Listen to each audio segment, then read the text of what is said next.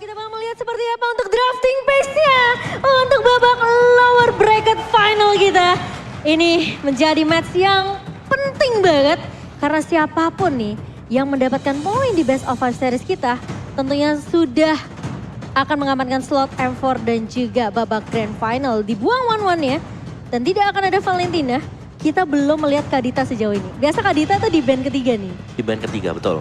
One juga, kemarin terlepas kemarin. Langsung jadi mimpi buruk. Betul. Langsung Wah, Kadita kena. Tapi Kadita kena, respect bandnya. Mungkin Tisa Fanny kali ya. Karena sama-sama user Fanny dan kalau nggak salah setiap lawannya Aura tuh selalu band Fanny. Band Fanny, oke. Tapi Fanny dari Kairi juga kemarin tumbang loh.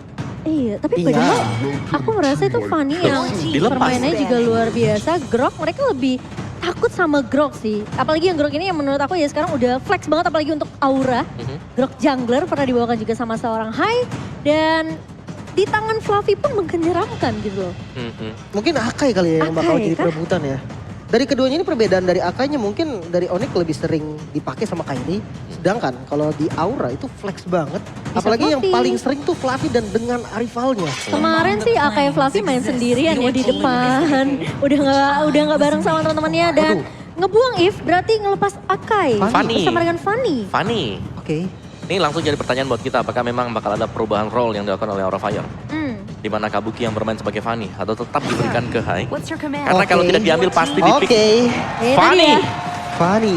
Fanny Untuk first untuk pick-nya Kabuki kah? harusnya Kabuki sih. Karena yang kita lihat beberapa kali memang Kabuki yang menggunakan Fanny dengan performa yang bagus banget. Namun Akai yang lepas langsung diambil untuk mengganggu juga karena farming speed dari Akai juga harusnya lebih cepat sedikit lah ya. Daripada Fanny dan Beatrix. Hero nyaman dari cewek. Ya, atau bahkan hero nyaman untuk semua tim sekarang. Ketika ada Beatrix dengan Nimbirusnya jadi 5 item, itu udah dalam banget dengan basic attack dia. Tapi di sini Beatrixnya bakal menjadi incaran dari Fanny. Harus ada teman juga, karena Beatrix beda dengan Brody. Yang kita tahu biasanya kan kalau marksman berada dengan Fanny, Brody adalah picknya. Iya benar sih. Cuman ya kalau misalkan nih Kabuki yang pakai Fanny ya, full hero marksman dari Hike sendiri. Sebenarnya nggak terlalu luas juga atau tiba-tiba nih bisa aja gitu kan dengan hero-hero fighter mungkin. Yang kita tahu Aura bermain dengan dua fighternya non marksman dan performanya juga lumayan stabil. Bisa aja nih kali ini Hike yang di gold dan dia pakai fighter. Pakito dan juga Lilia masih menjadi pick yang cukup kuat untuk Aura. Sementara ini yang bisa dibilang kita ngelihat ini pasti bakal flex lah dari Pakitonya. Bisa di tangan Fluffy, bisa juga di tangan seorang Hai. Tapi Ruby ya langsung diamankan sebagai counter dari Fanny juga. Ya, Fanny Pakito ini bakal kena banget di Ruby. Down run-nya I'm Offended yang dibuka oleh Ruby juga bisa mengacaukan ritme dari Fanny dengan steel cable atau bahkan dari Pakito yang coba untuk melakukan jump. Jadi ini adalah pick yang sudah memang dipersiapkan oleh Onyx Esports ketika berhadapan dengan cukup banyak hero dash. Iya betul, Benar-benar. Ini bisa ditangkap ya. dia ngebuka Povius juga sebenarnya ya. Cuman tergantung sih kalau Ben Povius itu bisa aja dipakai sama Onyx bahkan tapi tergantung lagi nih strateginya masih masuk atau enggak. Karena jujur Pakitonya ini masih flex, masih bisa di gold ataupun di XP lane-nya nanti. Jadi potensi dari Povius menurut aku ini besar banget loh di second phase-nya. Iya, dan kalau nggak salah memang dari Onyx Esports waktu mereka main di arena yang kedua, mereka ban itu Povius. Oke. Berarti mereka memang lebih mensecure biar damage dealer-nya ini gak gampang ketangkep. Benar, waktu mereka lawan Megatron Alpha, Iya, mereka ban Povius. mereka ban Povius. Dia ada Ruby, dia ada Akai juga, Beatrix juga punya dash. Ruby sih. Trigger Poviusnya itu banyak banget ya. Ruby sih yang memang selalu men-trigger Povius. Karena skill cooldown dia juga cepat. Bahkan gak cuma Povius doang yang kena, Lilia pun di sini mungkin Black Shoes-nya bisa aja dipaksa untuk digunakan terlebih dahulu. Tapi tidak akan ada Parsia sebagai salah satu high ground hero untuk Onyx. Mau main marksman sepertinya ya, karena ban terhadap Parsia. Kalau seandainya memang Aura mau memakai dua fighter atau non marksman, harusnya Parsia nggak jadi masalah nggak sih Om? Karena Parsia yang bisa untuk menangani untuk range juga ya. Meng-outrange dari Fedra Extract-nya dan semangat buat kameramen MPL Season 10. Wow, kameramen nih kali ini. Waduh, kasih. Kameramen loh sekarang loh. Iya. Wow, disemangatin ya Semangat. kameramennya. Masih ada besok soalnya. Oke, dan band terakhir dari Onyx, Ayang Sans. Ya, Waduh. berkedok support kameramen. Oke. Dan tidak akan ada Matilda karena kita tahu seberapa kuat combo Matilda Pakito.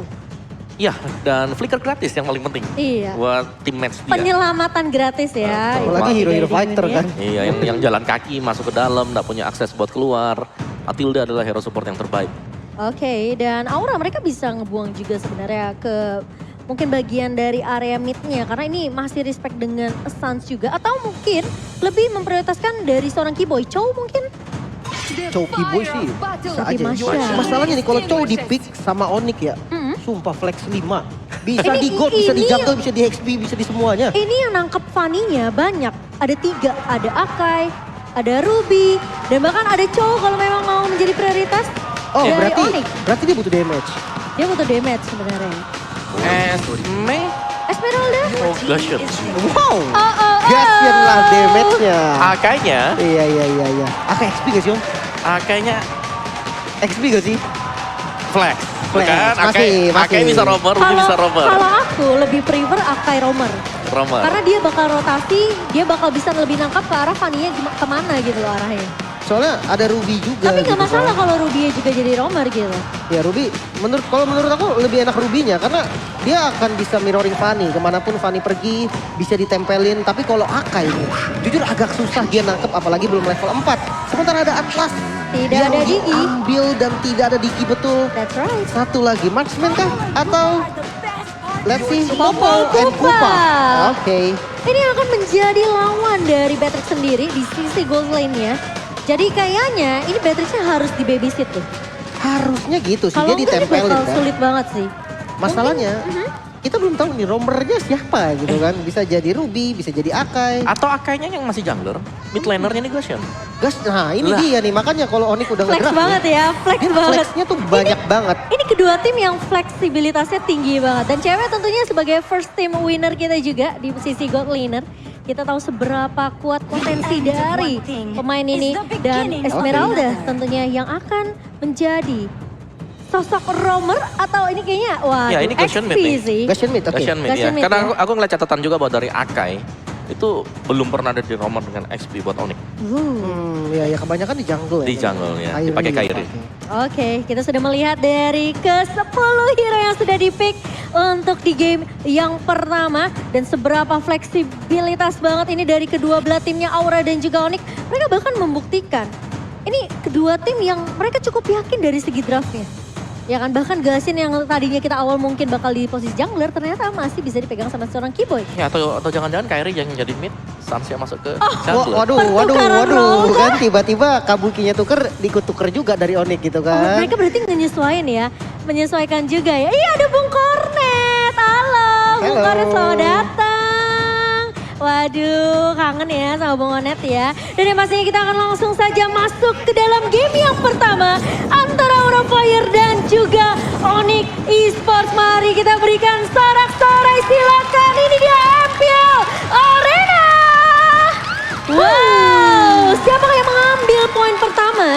Dan apakah akan ada match cut? Karena kemarin 33 menit ya, Terlama. terlama. Ada yang terlama Match juga. terlama. Ya dan benar memang Kairi sebagai jungler dengan Akainya sedangkan Sans dengan Gusion yang Oke. akan bermain sebagai mid laner. Yang jadi masalah nih Om ya. Mhm. Sans ini kan mantan jungler nih. Ah, Itu Gassion sih kayak udah makanan sehari-hari Om. Yes. Jadi dia ditaruh di mid lane pun menurut aku kayak performanya tetap dahsyat sih. Wow, dari dan Sans juga. dia juga bawa Petrify ya, jadi benar-benar mengincar. Begitu daggernya connect Petrify, let's attack, hilang satu. Iya ya, dan ini lumayan mengganggu juga ke arah Fanny nanti mungkin kan kalau memang darurat banget gitu. Patricknya bisa loh dipakai untuk nge-stopin Fanny dan ini menjadi satu-satunya player Gassion di MPL ID S10 dengan game ini. Total sudah 2 kali Gassion di-pick. lihat Kabuki begitu serang mengincar ke arah seorang Keyboy. Namun ternyata Keyboy masih bisa mundur, masih bisa ditahan, masih bisa di-cover oleh Sans kali ini. Sama-sama ngebuang flicker sih tapi ya. Itu harus dibuang sih flickernya atau enggak pasti Keyboy bakal tumbang. Mungkin bisa menjadi first blood di tangan seorang Kabuki. Cuman kalau melihat dengan hero-hero yang udah diamankan sama Onyx ya harusnya di Turtle dia lumayan strong. Karena dia punya burst damage yang cukup harusnya dari Gassion dan adanya Akai itu menjadi poin yang penting banget untuk secure di arah retribution ya. Ya menurutku untuk poin pertama ya dari Turtle ini, dari tim Aura Fire Atlas mereka Godiva harus cepat untuk dapetin level keempat dulu. Wah aduh, tapi melihat Haik akhirnya bermain di gold lane ini sudah lama Udah ya. lama ya. Mungkin Nggak ngeliat. dipancing juga untuk Onyx Esports. Oke kita biarin aja nih hanya main di gold. Bisa Iya. jadi ya kan. Bisa jadi. Memang Tapi ini lebih membuat nyaman Kabukinya sih dengan Fanny-nya juga. Dan Hai tentunya ini kan salah satu hero yang sebenarnya dia bisa open map juga dengan trap-trap yang dia taruh. Jadi lebih aman. Dan Iya, yang pasti kita juga melihat dari pemain-pemain Onyx Kairi. Dia sudah langsung melakukan secure ke area turtle yang pertama. Sementara Godiva agak sedikit datang terlambat, namun Facehugger sudah memberikan informasi ternyata Sans yang berhasil untuk mendapatkan first blood, namun ternyata ada heavy spin dari seorang Kairi dan tidak mau terlalu overextend Onyx Esports. Mereka cukup dengan 2 kill di area turtle-nya. Iya agak sedikit telat jadinya ya. Karena soalnya dari Kabuki dia harus ngambil buff dulu. Purple buff-nya tuh habis di momen ketika turtle-nya spawn. So ya kalau nggak ada purple buff malah beresiko sekali dan akhirnya Aura telat datang di turtle sehingga turtle-nya masih bisa diamankan oleh Onyx. Ya, Iya. dan juga dengan kemenangan 100% masih untuk Akai. Dan di sini masih dengan objektif dari Onyx Esports yang berjalan dengan semestinya. Yap, dan bahkan kita akan melihat dari Keyboy. Yang ini memang sebenarnya masih agak slow tempo ya dari kedua belah pemain. Bahkan Onyx ngedapetin 2 kill-nya itu di area turtle-nya. Memang nggak mau terlalu mencari tim fight dengan Aura Fire, malah masih menunggu Aura Fire yang untuk menyamperin ke arah Onyx Esports sendiri. Karena dari segi objektif, Kairi tentunya pasti akan lebih dimenangkan. Tapi kali ini dari pergerakan Godiva di area atas, Keyboy sudah mulai terlihat di area rumputan. Dan belum ada penculikan ke arah seorang cewek di sini. Iya, tapi biasanya kalau dari Popol ya, ada tim yang pakai Popol, objektifnya itu harusnya lebih kenceng. Dan ini dia, talent prediction by Axe. 2 suara untuk Aura Fire, sementara Onyx ini masih memegang suara-suara dari para caster ya, cukup dominan dari para caster sendiri. Sementara kita melihat ini memang sebenarnya kenapa aku lebih ke arah Onyx.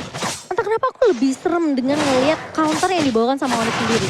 Fanny yang bisa dijepit dengan Kairi, Keyboy juga bisa menarik di sini. Ceweknya bakal free total di area belakangnya. Sans yang bakal maju ke area depan tentunya, sementara Boots ini yang bakal melakukan perpotongan. Iya harusnya memang gitu, tapi Fataling ternyata dibanting, ternyata 1 kill bisa diamankan di sisi lain cewek. Coba dikejar kali dengan skill table-nya, diobrak-abrik, double kill Israel.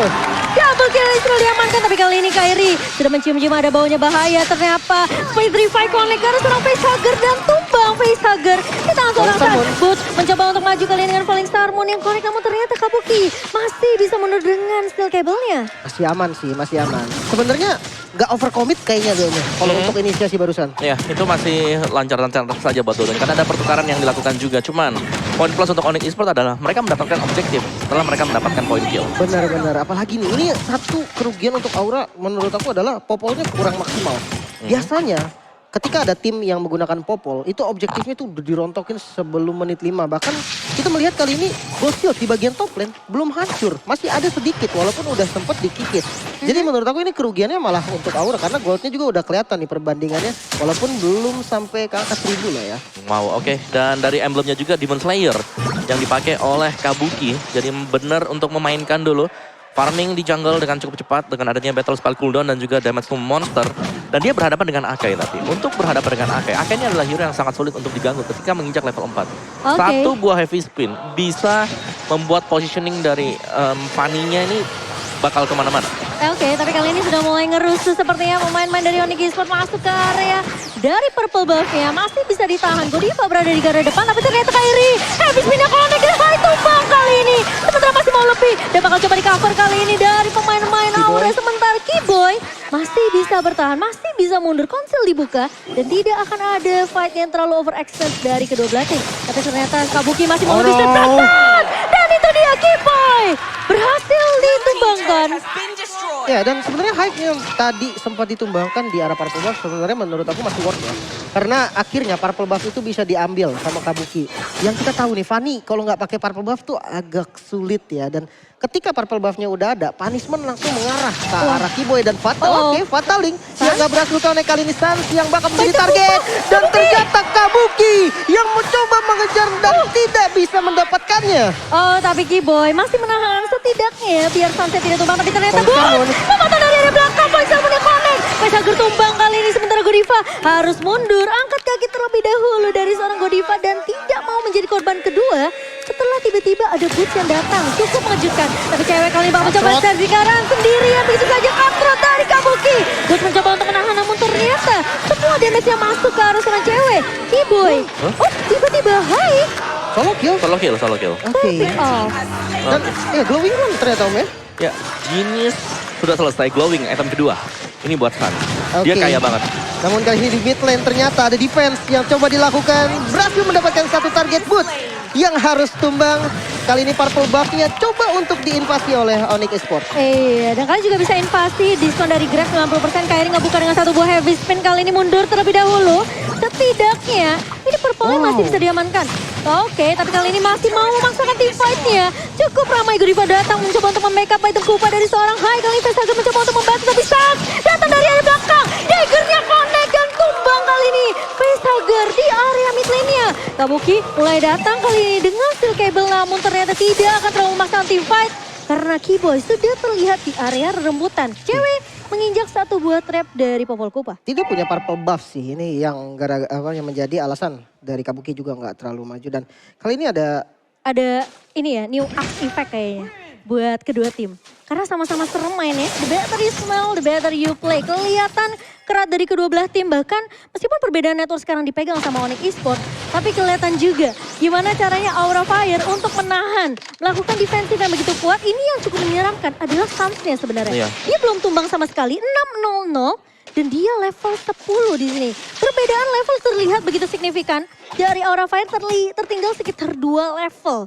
Dan ini bahaya dari Aura Fire. Mereka butuh momentum yang benar-benar bisa diciptakan sama Godiva dengan satu buah Fataling. Ya, semua tergantung dari stance ya kan.